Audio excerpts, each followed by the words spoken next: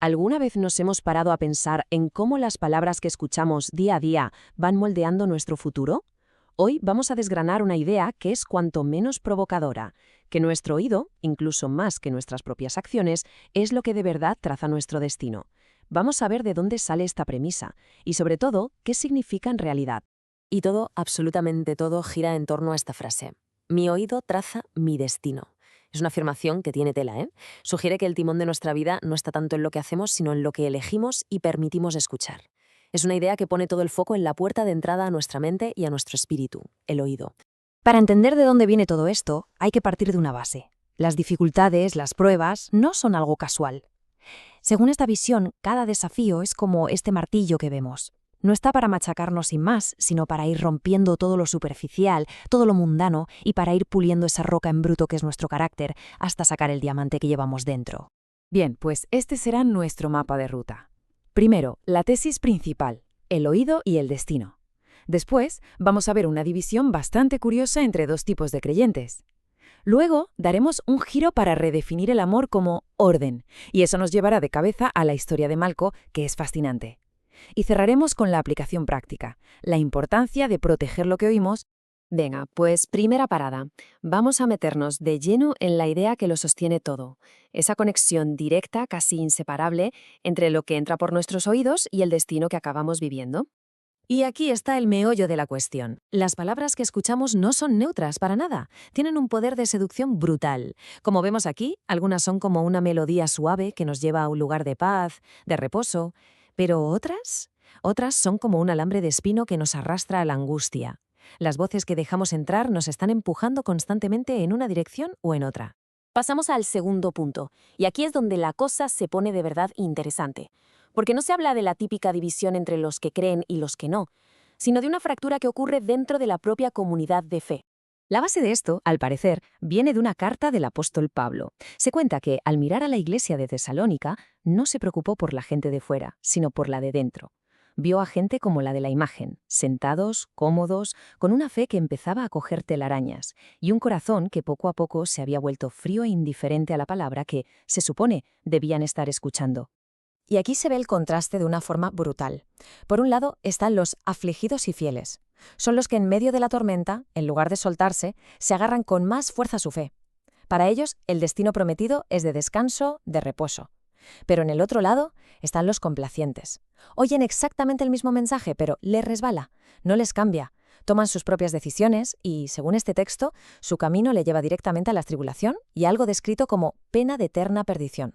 Llegamos a la tercera parte, y ojo, porque aquí el argumento pega un volantazo conceptual que no te esperas. Vamos a coger una de las palabras más universales que existen, amor, y vamos a ver cómo se le da una vuelta de tuerca, una definición completamente nueva.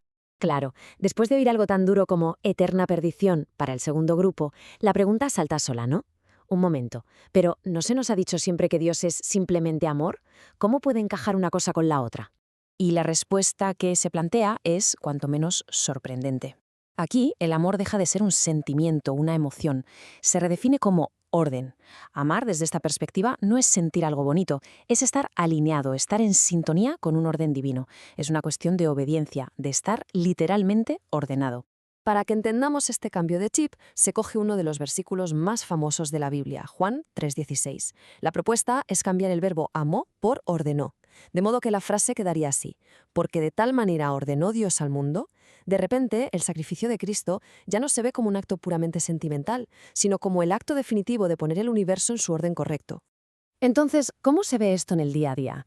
Pues si el amor es orden, se demuestra obedeciendo, entregando la voluntad propia.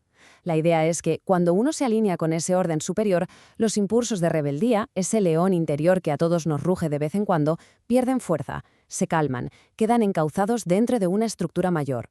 Bueno, hasta ahora hemos estado hablando de conceptos un poco abstractos: oír, destino, orden. Pues bien, en esta cuarta sección todo esto va a cobrar vida y sentido en una historia muy concreta, una anécdota bíblica que se usa aquí como la metáfora central de todo el argumento. La escena es un caos total. Es el arresto de Jesús en Getsemaní.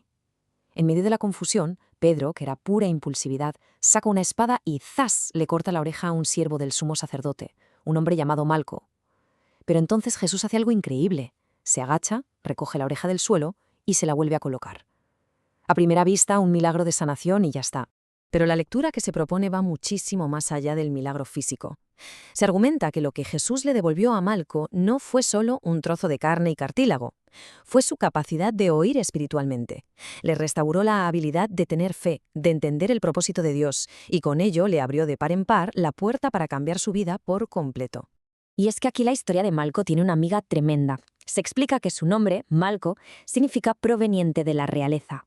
Ojo, estaba destinado a ser un rey, pero su realidad era la de un esclavo oprimido. ¿Qué había provocado esa desconexión tan brutal entre su destino y su vida? Según este argumento, era su oído distorsionado, que le impedía escuchar quién era de verdad y vivir de acuerdo a su auténtica identidad. Así que el milagro no fue solo pegar una oreja, fue recolocar un destino. Al sanar su capacidad de oír, Jesús realineó a Malco con su propósito original. El hombre que vivía como un esclavo se convirtió, según la tradición, en un líder, en un fundador de comunidades de fe. Su oído, una vez restaurado, le trazó un destino completamente nuevo y diferente. Y con esa historia tan potente en mente, llegamos ya a la recta final, a la aplicación práctica de todo esto. Si nuestro oído traza nuestro destino, ¿qué se supone que tenemos que hacer? La respuesta es clara: proteger activamente lo que escuchamos. Entonces, ¿qué es eso de proteger el oído? Pues no se trata solo de evitar los chismes o las malas compañías, se habla de un comezón de oír, ¿sabes? Esa curiosidad un poco morbosa que a veces nos pica y nos lleva a escuchar cosas que nos desvían. Falsas enseñanzas, palabras que manipulan, en definitiva, cualquier cosa que nos saque de ese orden de Dios y nos mete en un camino de espinas. Y para rematar la idea, se nos presenta un último contraste, que es potentísimo. Por un lado, los fariseos. Ellos veían la ley, la leían, la llevaban escrita en pergaminos, pero fueron incapaces de reconocer a Jesús y lo crucificaron. Por otro, los discípulos. Ellos oyeron su palabra viva, y esa palabra los transformó y les dio poder. La conclusión es clara. En esta jerarquía espiritual, oír es mucho más decisivo que ver. Y para que no quede ni la más mínima duda de lo que está en juego, el argumento se cierra con esta frase, que es tan directa que asusta un poco. Guardar los oídos no es un simple consejo para tener una vida un poco mejor. Se presenta como algo mucho más trascendental, un asunto en el que está involucrada la propia salvación. Y así, al final, todo nos deja con esta pregunta en el aire, no para tener una respuesta fácil, sino para que se quede resonando. Si es verdad que la voz que escuchamos es la que nos guía, la que nos pastorea, la pregunta que cada persona debe hacerse es: ¿qué voz o qué voces están ahora mismo trazando mi destino?